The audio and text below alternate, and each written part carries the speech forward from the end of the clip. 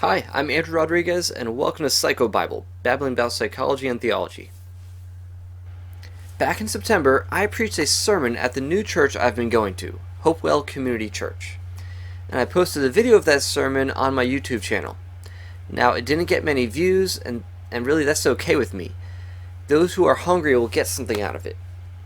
But whether this is not really helpful to my views and my algorithm or whatever, I don't really care. But I want to do a couple videos that would be addendums to that sermon. The sermon was about worship and transformation, how the two are connected, and how really what you worship, you become. That was a core idea in that sermon. And I wanted to make a couple of videos giving credit where credit is due. When I was preparing for the sermon, there were some ideas that I just had bouncing in my head for weeks, and they were from certain videos that I had watched on YouTube. And I was even tempted in the sermon to show some clips from these videos, but I figured, one, they might go over people's heads, and two, the sermon was long enough as it was. So I figured, let me just share what I know based on the things I've been learning. And this sermon itself is chock full of nuggets. Really, there's multiple sermons that you can pull out of this one sermon I gave. So I just rewatched it. I'm like, oh my gosh, it's packed with things. There's more to explore. And the first concept I want to explore was from the Jordan Peterson interview with Bishop Barron way back in April of 2021. There was a part in the discussion in which they were talking about worship, and Bishop Barron describes how in liturgical processions the priest comes at the end, and so that way he sort of, by being the tail of the procession, he actually leads the procession, and then in turn he leads the congregation in the service, in worship. And he parallels this with the creation week in Genesis, showing how man comes on the sixth day, the last day of God's creative acts, and he leads all of creation in the worship of the Creator. So here's just like a 2-minute clip from that interview that I want to expound upon. Liturgical actors. The last figure, the human being, is the one now that will lead the chorus of praise. To my mind, it's the master theme of the whole Bible, if you want, is we're rightly constituted when we give praise to God and can lead all of our creaturely brothers and sisters in the right praise of God. Sin is bad praise. It's without fail in the Bible. They went after false gods. They went after the gods of those people. They abandoned the teaching of the Lord. Bad praise leads to the disintegration of the self. So that's now the psychological order. And that's really praise is what you praise is what you pursue.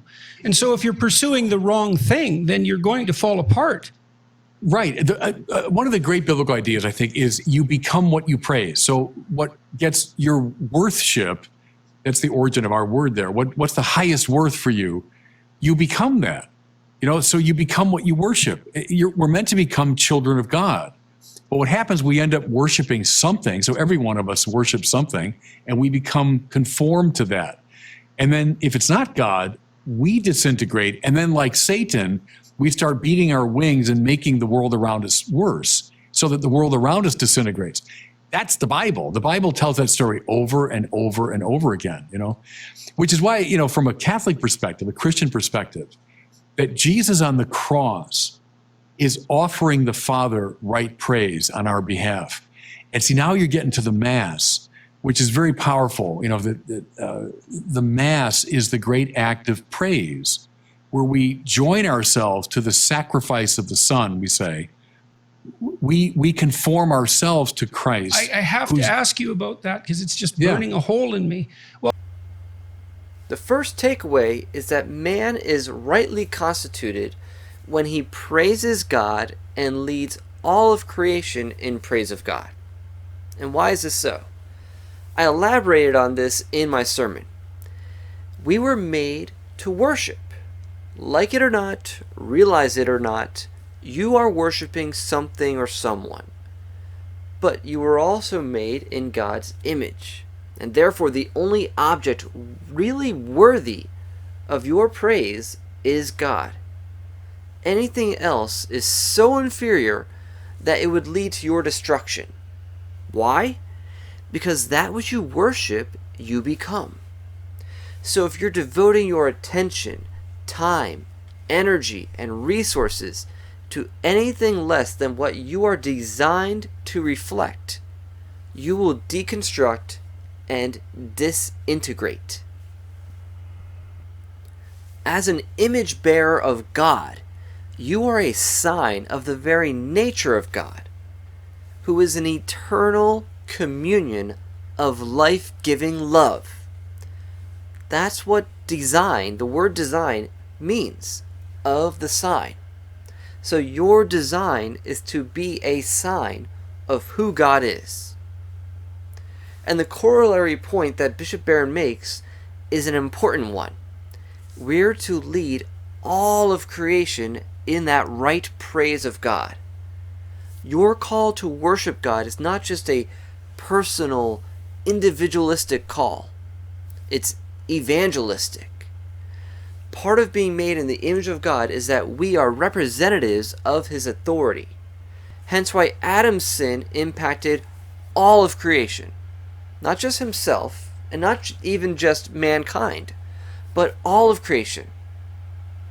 So we see that all of society, all of culture, all of creation, the natural world, is rightly constituted when all of it is honoring God and His design.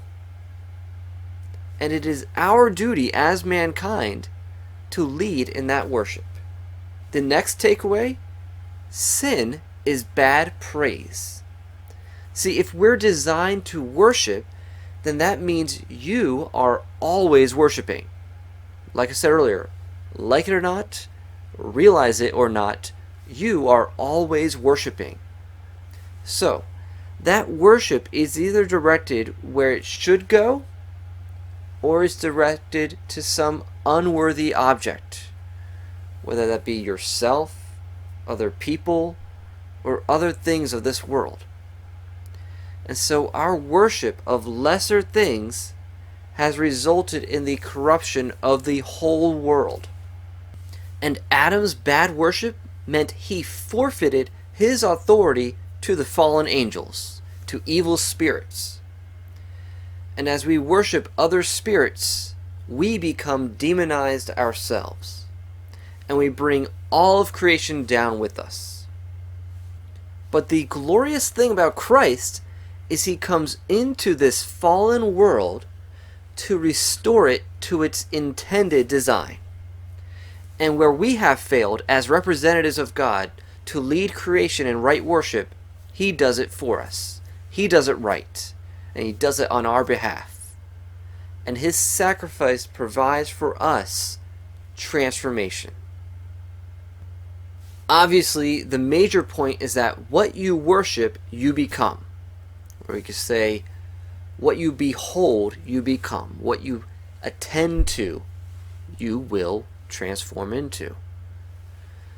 And to connect to something Bishop Barron mentions earlier in the same video, if we were created to worship and the outcome is transformation, then original man, meaning Adam and Eve, was not yet all that God had designed him to be. God's act of creation was meant to be continued and will be completed when we're at the marriage feast in the new heavens and new earth, and we have new glorified bodies, and we are participating in the life of the Trinity. See, then we will be entering into the fullness of God's design for us. So even the pre-fall creation was but a foretaste of all that God has planned. And this all connects with communion, the Eucharist. Just as we can say, what you worship, you become, we can say, you are what you eat. And in the communion, Jesus offers us his body. And as we consume him, as we take him into us, as we integrate him into our bodies, as we incorporate means to bring into your body. So as we incorporate him, we then become his body. And we are the body of Christ in this world. We become the manifestation of God's movement on the earth and agents of his ministry of reconciliation. So those are just some of the points that I expounded upon more in that video, in that sermon at Hopewell Community Church. And I wanted to show how some of my inspiration for what I was sharing was developed even further thanks to this interview that Jordan Peterson, of all people, had with Bishop Barron. So if you get anything out of this, if this gets some gears going, please drop a comment in the comment section, share it, hit a like, please. Any engagement really helps get the message out there. Until next time, God bless.